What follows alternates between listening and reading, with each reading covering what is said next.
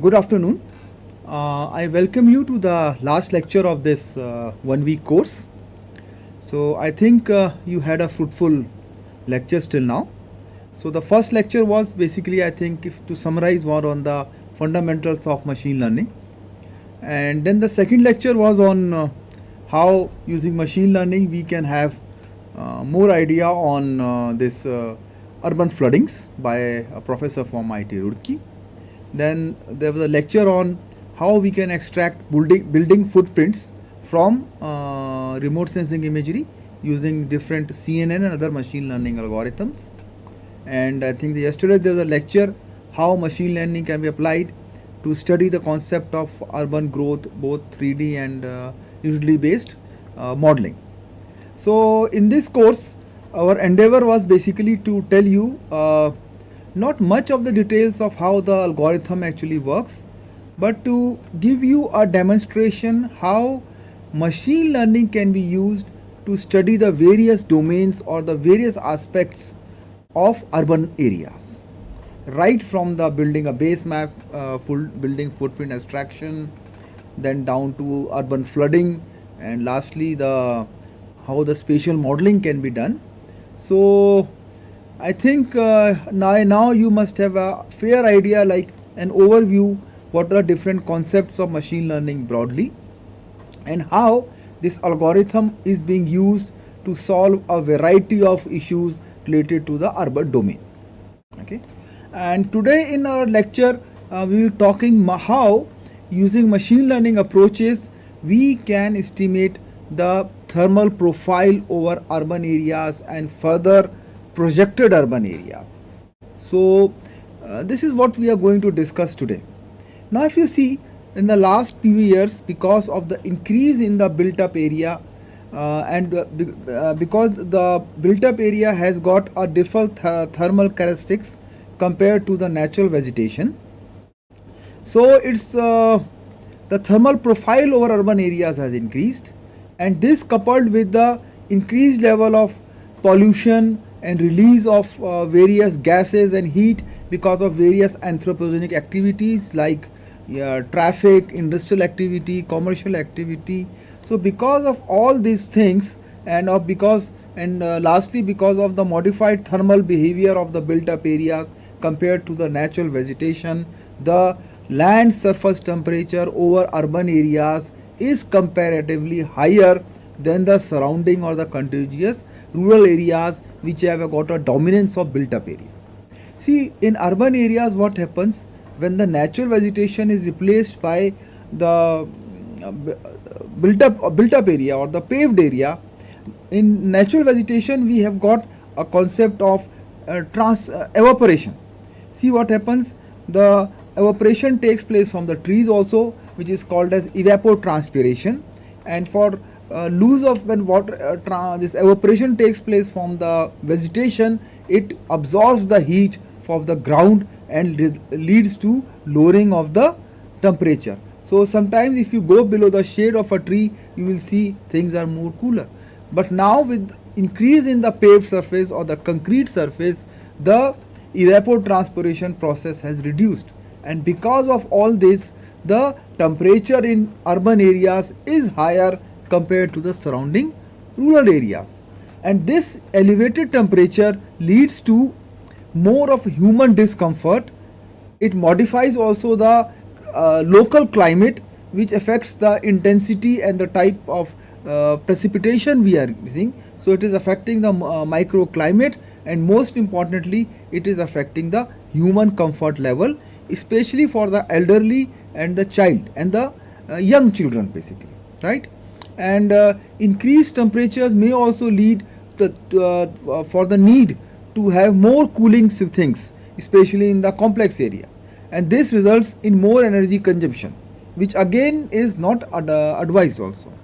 So the thing is how we can first of all is using remote sensing images, how we can extract the land surface temperature over urban areas, how using machine learning algorithm we can predict based on the past growth trend the future urban areas or the simulate the future urban areas, and using machine learning algorithm, how we can simulate the thermal profile over these projected urban areas. So you see, machine learning is helping in two ways.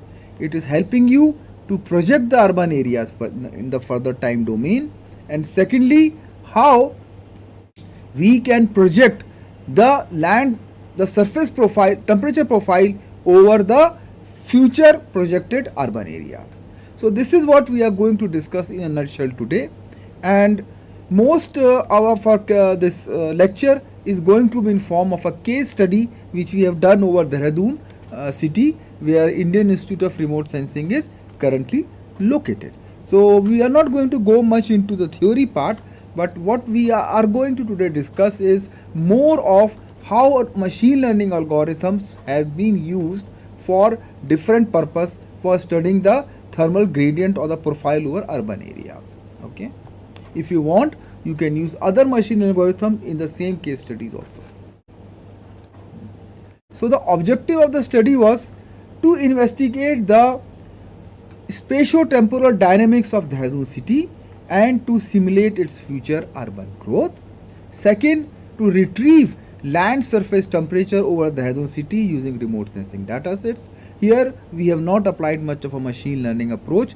And thirdly, how to assess the land surface temperature trends over the simulated urban areas. So basically, in objective 1, we are using machine learning to simulate the future urban growth. And thirdly, in objective 3, we are also using machine learning to simulate the LST trends over the projected urban areas. So this is our study area, which we call it as the Dehradun planning area. This which you see in the black and the cyan color, this is the Dehradun city. This on the north side, we have the hills which are covered by forests, the lower Himalayas. Down we have the Shivalik ranges, and here you see what you see in red color is basically vegetation areas, where the slowly you see the city has also spread. It has also spread onto the contiguous urban areas. So this is more of a urban sprawl we are telling, or more of a peri-urban growth that has taken place. This is basically a river, and this is also a river. Okay, you may say that if this is a built up area, then its colors is cyan and the color of the river bed is cyan. The reason being, this is basically a dry river bed. So what we are having lot of pebbles and boulders there. The same material sometimes is also used for construction activities. That is why the dry river beds and the built up area, they are having a similar color or tone. So this is a study area. This is a Dehradun area. Here we are going to simulate the future growth of this Dehradun city, and subsequently over the simulated urban growth, we are trying to study what will be the future thermal profile. And for both these things, we are using a machine learning approach. We are using various machine learning. Okay. Now you may say, why we are using machine learning? Why don't we use a simple regression? See, urban growth is basically a very complex process. So here we have got a number of factors which are interacting with each other in a non-linear fashion. So to capture this complexity, this complex behavior, we are using machine learning algorithms, as they are quite efficient in capturing or learning these non-linear trends on the data sets. Secondly, they are more objective in nature, right? And they are more of a data-based algorithms. So it learns the trends from the data set itself, and based on those trends, it goes for a further simulation of future projection. So the amount of human intervention is reduced. This makes the technique more objective in nature. So this is the Dehradun planning area boundary, and inside what you see in black, this is the municipal boundary of Dehradun. So this is the municipal boundary, and these are the surrounding areas. Together they make the urban planning area. So this and this areas, they are more or less functioning as a continuous or a whole as a system. It's a whole urban system that consists of the core area and the surrounding areas, where also various, the urban sprawl has spilled basically onto the neighboring and contiguous rural areas also, right? The data set we have used basically Landsat 5 and Landsat 8. We have used the thematic mapper data. So basically the data we have used is 30 meter, and the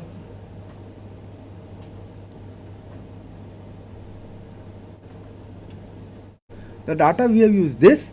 So we have used Landsat 5 for generating the land cover map. We have Landsat 5 optical data we have used. Similarly, we have used thermal data for the both satellites, which are used for extracting the land surface temperature over the built up areas. Plus, we have used the topographic maps given of Survey of India, guide map also, and the master plan also, right? And we have calculated this temperature both in the study area for winters and summer. So we have used the 2000 imagery, we have used the 2010 imagery, and we have used the 2019 imagery for calculating the land surface temperature on both the winter season and the summer season. So first objective is, how do we investigate the spatio-temporal dynamics of Dehradun city and simulate its future growth. So you see this is basically Landsat imagery, Landsat 5 and Landsat imagery, and what you see in red, this is basically the vegetation, this is the Dehradun core city, and these are the agriculture areas. So using a digital image classification, we have made land cover maps. Land cover map means what is the biophysical material that is present on the earth surface. So we have classified into two: built up area, which is inside the municipal limit, built up area outside the municipal limit, right? So what you see in red, it is basically built up area outside municipal. What you see in this is built up within municipal area. These are the cultivated areas, agriculture area, and these are the forests which have been classified as natural vegetation. These are the bare soil along basically the river bodies, and somewhere in the south part of the study area also areas which are devoid of any vegetation. And lastly, we have the river bodies which are basically dry river beds in our study area. So similarly, for 3 time period, 2000, 2010 and 19, approximately at a gap of 10 years, we have made 3 land cover maps. You can see a comparative study how Dehradun city has grown over a period of time, how it has infilled both the municipal area also, and also outside a lot of growth has taken place, right? And what you see in percentage is the accuracy of this map, how accurately these maps depict the land cover which is present on the earth surface, the biophysical cover that is present on the earth surface, how accurately it is represented by our maps. Okay, then we have tried to map like how the transition has taken place to built up.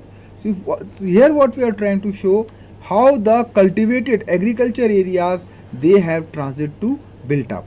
As you can see, inside the municipal area, there is a quite transition in the south side from cultivated to managed. Similarly, outside also there is transition. Outside the municipal area, 51% growth has taken place in form of non-built up to built up during period 1. Period 1 means from year 2000 to 2010.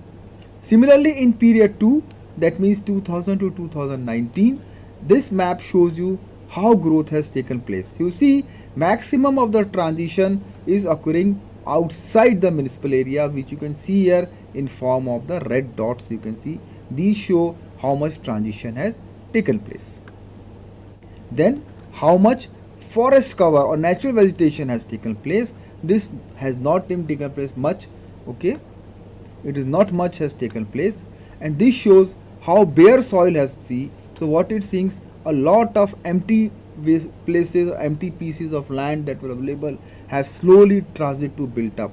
So within municipal area, a lot of densification has taken place. In comparatively outside the municipal area, mostly along the municipal boundary, lot of empty vacant plots have transitioned to built up. So here what we are trying to show you is both in time period, see in time period 2 also, outside the city also, lot of non-built up bare soil was transitioned to built up. Okay, so here you can see how in the two time periods what has happened. You see in time period 1 within municipal area, basically urban growth has taken place by the transition of empty plots to built up, while outside the municipal area both agriculture has transited to built up, plus some bare soil is also empty plots of land also transit to built up. You see outside the municipal area both agriculture is also transiting to built up and bare soil is also transiting to built up, but within municipal area it is basically empty pieces of land or bare soils which are trying slowly changing to built up area. So within municipal area a lot of infilling has taken place. Now coming to the part, how using machine learning. See what we have done is using remote sensing data we have found out how the growth trend is occurring from 2000 to 2010, that is period 1, and from 2010 to 2019 that comes out to be period 2. Now based on these trends can we simulate the future growth? So here where machine learning comes into play. Machine learning basically learns from the growth pattern of the both previous time period, and based on those time growth patterns it picks up the patterns from the data cell and then does a future simulation. So here what is done is, here you have used a machine learning algorithm called as SimWeight. So SimWeight is basically a instance based machine learning algorithm it is based on the k nearest neighborhood procedure. So what we do is we define a neighborhood for each cell and we try to find out within that neighborhood what kind of transition has taken place. Based on that transition it has taken place, we then try to extrapolate for the remaining cells we try to say. So from a data set we are picking up how the transition has occurred within a neighborhood.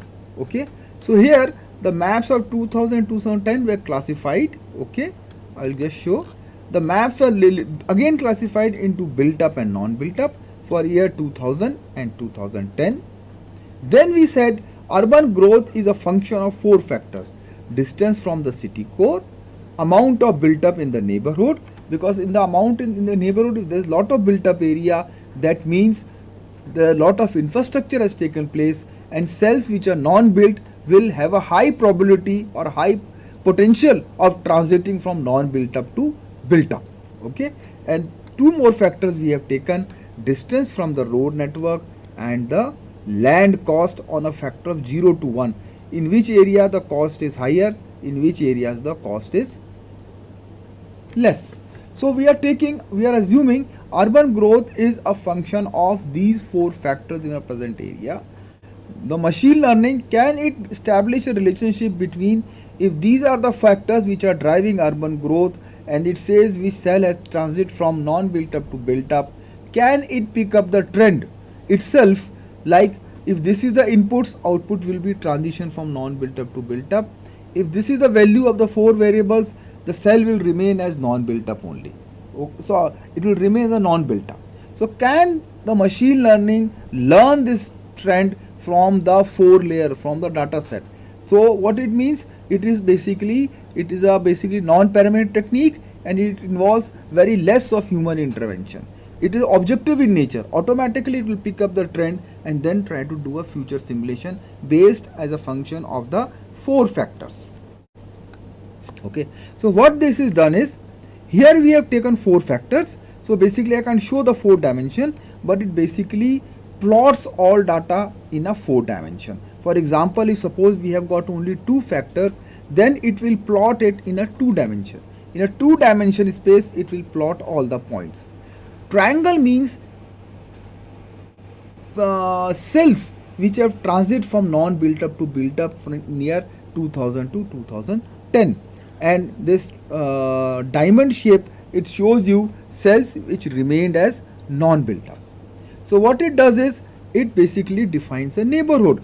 So what we have to do is we have to define here, if in the present example we have defined a 9 neighborhood because there will be 9 samples of cells in this neighborhood, but we have to really try out different kind of neighborhood during the model calibration and try to find out which neighborhood gives us the best results. Okay, so you see this, for example, this is a 2-dimensional space we have created. Then we have plotted the basically pixels which have changed from non-built up to built up. We have transit from non-built up to built up, and cells which have remained as non-built up or persistent cells. Now if we may vary this circle, if we keep the circle very small, then the algorithm may not be able to generalize and it may become overtrained. But if we keep a very big circle, then it may become too generalized and it may not be able to learn any pattern. So what we have to do is excuse me. So what we have to do is basically we have to find a optimum neighborhood. So neither the algorithm becomes overtrained, neither it becomes undertrained. Okay. So here you see what we have done is we have taken a four factors. So we have mapped all cells in a 4-dimension space. Okay. Then we have tried different sizes of the neighborhood, and we have tried to approach at a optimum size of k, in which our case was 75. So a neighborhood consisted of 75 pixels, both persistent cells and cells which have changed from non-built up to built up, transit also, right? So for this we are using a training data consisting of both persistent cells and chain cells. Okay, and then what it does is after it has done, then it calculates, the algorithm calculates the distance to all cells which have transit from non-built up to built up using this. See, here we are defining a n-dimensional variable space where n in our case was 4 because we have taken only 4 factors. So what it does is basically k is the size of neighborhood we have taken, c is the number of chain cells. Okay, so what it does it calculates the distance d, which is this. It calculates the distance of the non-built up cell from each transit, 1 cell, 2 cell, 3 cell, 4 cell, 5 cells. Here also it was 1 to 75. So based on this it calculates a transit potential for each cell. Cells which have got a high transition potential, they have a high chance of transiting from non-built up to built up, while cells which have got a low potential, they have a low probability of transiting from non-built up to built up. And finally we are using a PIRC score to evaluate our results, how much actually we are able to predict. False rate means how many cells did not change but we predicted them as changed. So you see, the machine learning algorithm is very simple. I will just revise it for you. It is basically a instance based algorithm. It means in a neighborhood k, which can be of any size, how many cells are there which transit from non-built up to built up.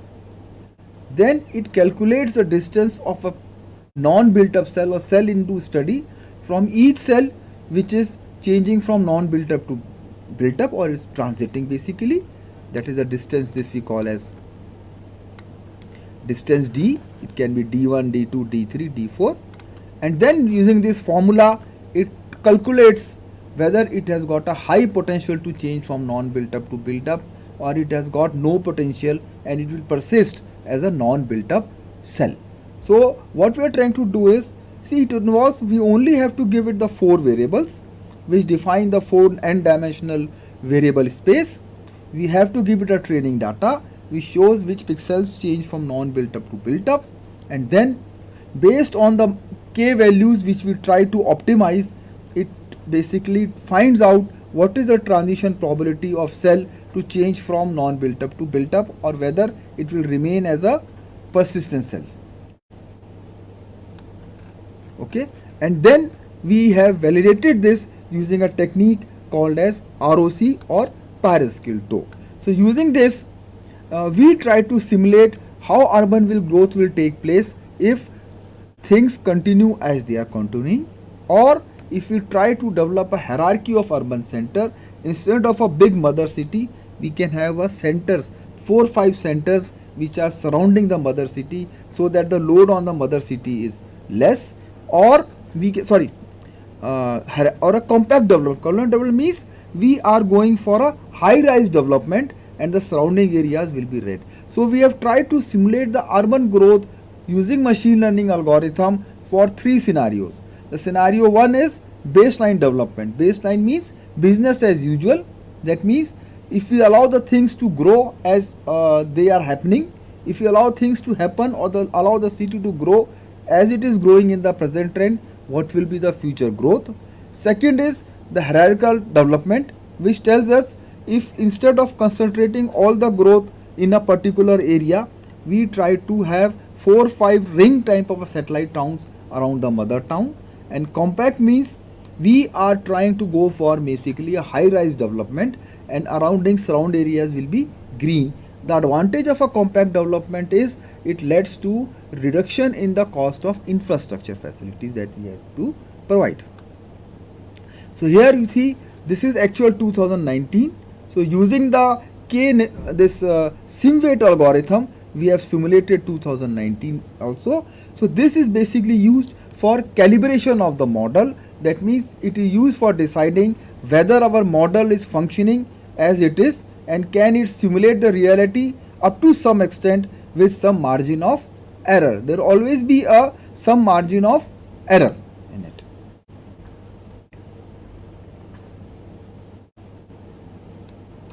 Now we have also simulated the growth for 2029 using the scene scenarios. If we allow the city to grow as it is growing, instead of this we have a hierarchical growth. You can see here we are promoting the growth in this also. So if we have 2 growth centers, how growth will take place. Third is, instead of developing a growth center, we try to simulate more of a compact. You see here growth is taking place here also. So we have 1 growth center here, 1 growth center here. In compact, we are saying let the growth be concentrated in the city only. In these parts also we are having growth, while no growth we have predicted in this. So we have now simulated the growth of Dehradun planning area under 3 scenarios, okay, using a machine learning algorithm that is called as SimWeight, which is basically a instance based algorithm based on the K neighborhood concept. Now using remote sensing data sets, we also calculated the land surface temperature. We will not go into it as we have a bit scarcity of time also, but we used basically 3 algorithms, that is the radial transfer equation, the single channel algorithm and the mono window algorithm. These algorithms we used for extracting the land surface temperature over Dehradun from remote sensing data sets. Okay, so this tells you, see, this is the result of the first algorithm, second algorithm and the third algorithm basically during the winter. So the temperature is basically in the range of 4 degree to around 26, 20. Different algorithms are giving different results. So you see over the core city we have got higher temperature, while surrounding there is temperature is relatively less in all the 3 algorithms derived results.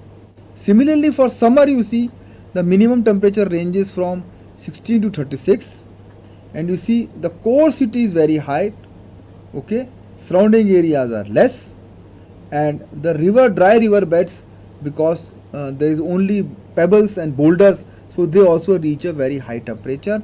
The northern part consists of forest areas, so relatively they are having a low temperature. But you see in summers the core area, the municipal area, it is having a very high temperature, and some areas in the south parts, as it is bare soil also, so here also in the southern part of the study area it is also having a high temperature.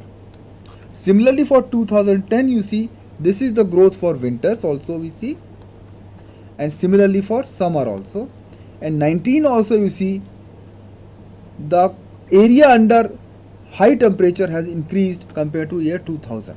Okay, so compared to 2000, the area under high temperature range has increased over a period of time.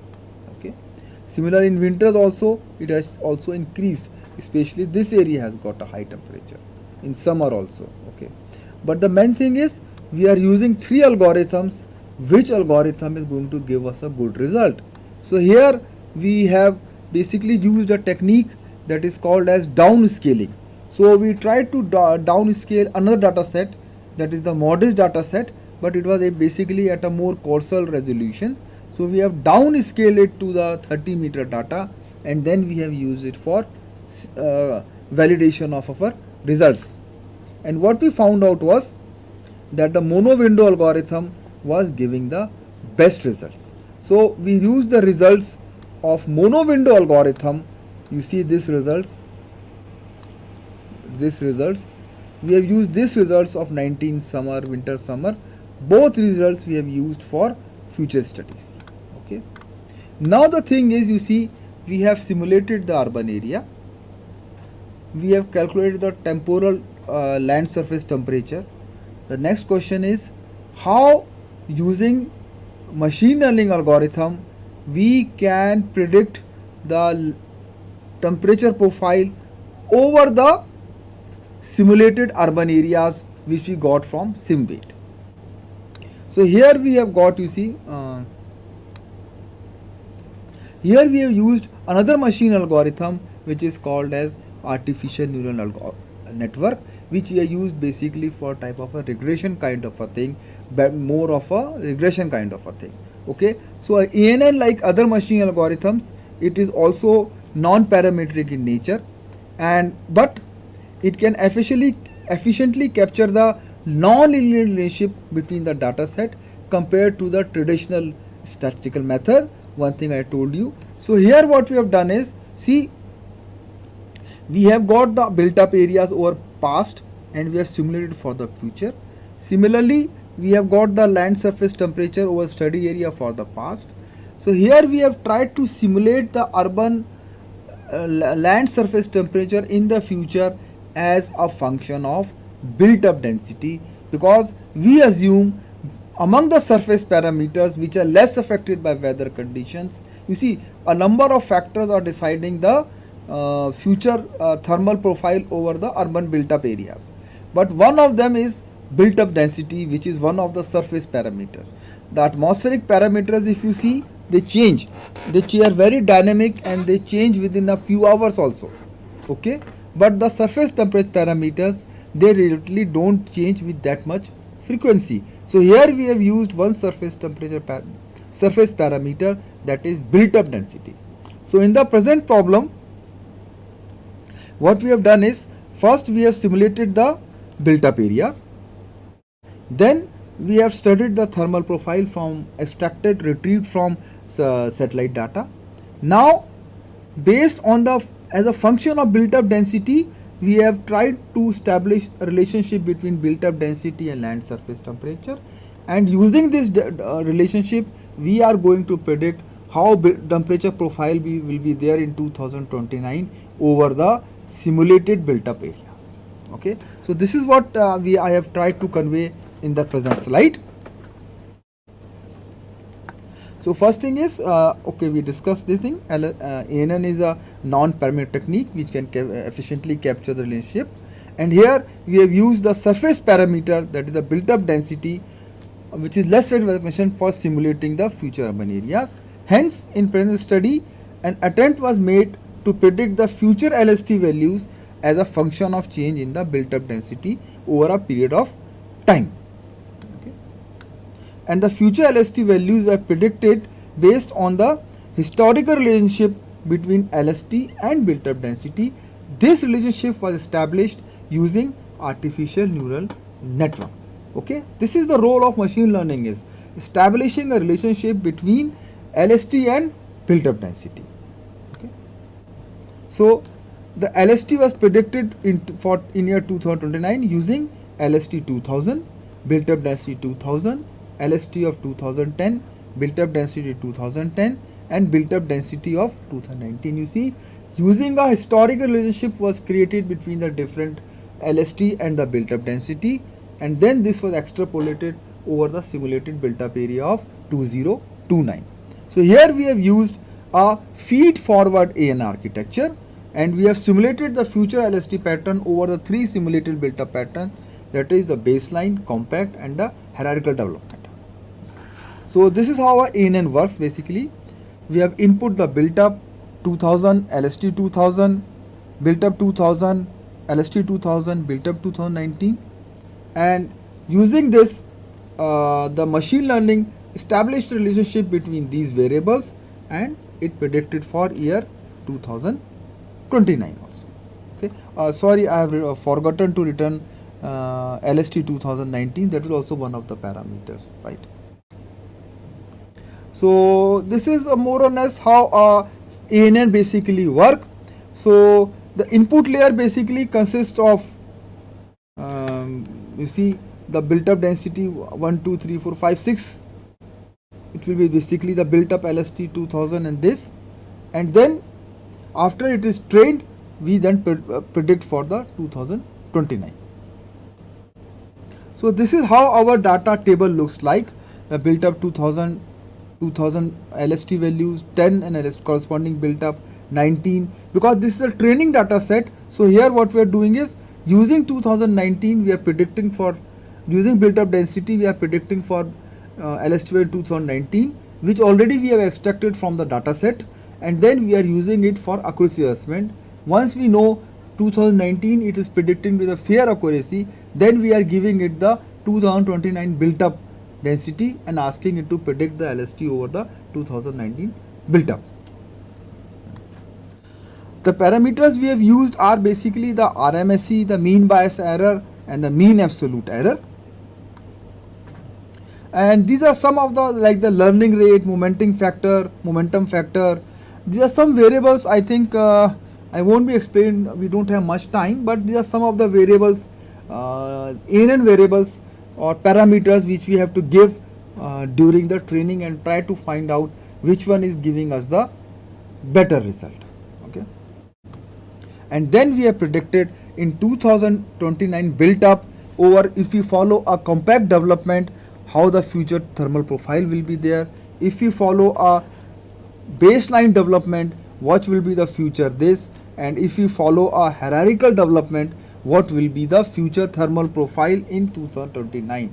You see, the whole study basically it revolves around like first simulation of built up, then establishing a relationship between built up and LST extracted from remote sensing data, again using machine learning, checking the whether model is working or not fine with existing data sets. Once we are happy with the results, the errors are within acceptable limits, we then go for an extrapolation over the simulated 2009 built up areas. This is for winter, how our compact development is going to affect the LST.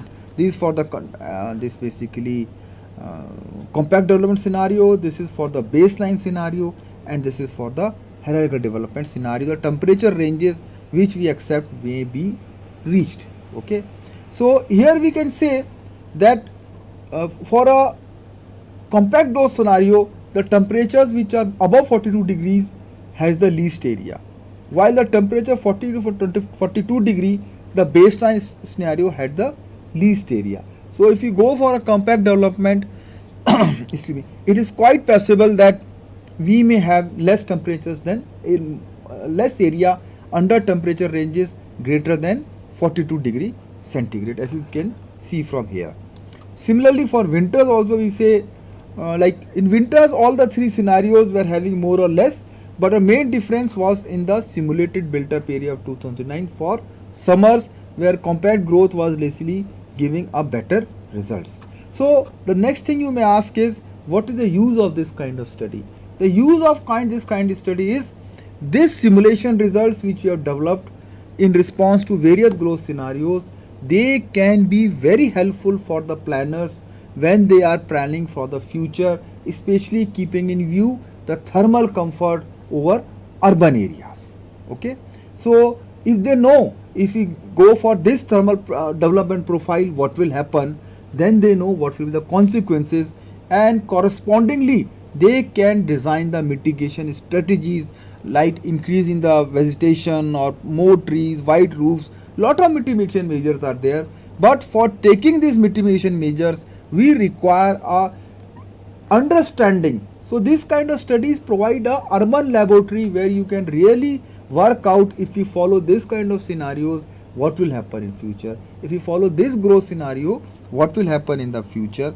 So this is where the utility of this thing is. And in order to capture the non-relationship behavior of these things, we are phenomena, we are using machine learning algorithm both for simulation of future built up areas, and secondly for prediction of future LST trends.